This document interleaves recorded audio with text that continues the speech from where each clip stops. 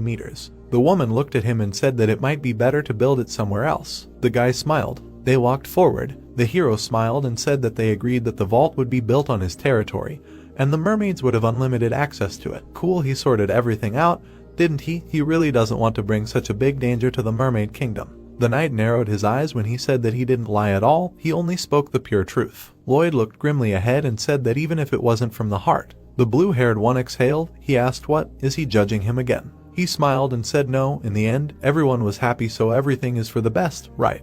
The brunette extended his hand and said that he finally thinks in the right way. Now he agrees that they are alike. Xavier looked at him. He gave him a high five. The knight said that one way or another they will be able to find a way to close the portal to hell in the jewelry vault. They high-fived each other again. The brunette looked ahead and said, this is Lake Capua, an ideal place to build a storage facility, quite deep and spacious. He looked at the beaver and asked the lake master if he thought it was okay to start building. He shouted a sound. The guy took off his clothes and said okay, then they will measure the area. He jumped into the lake. The hero scanned the bottom and thought it was just right, spacious, flat and solid. He called up the simulation mode and thought that he was told that the Pearl of Truth should emit energy in case of an attack. He needed to check how true it was. The green pyramid began to vibrate. Lloyd frowned and thought about what was going on. Energy began to swirl around the pyramid. The hero thought that he had not been lied to after all. A green whirlpool appeared in the lake. The water shot upward. Lloyd frowned. The water rose above the mountains. It began to wash away houses. The hero gritted his teeth. At this time, Xavier was peacefully communicating with the animals. He looked at the brunette who came out of the water. He was frowning. The knight handed him a towel and asked what happened.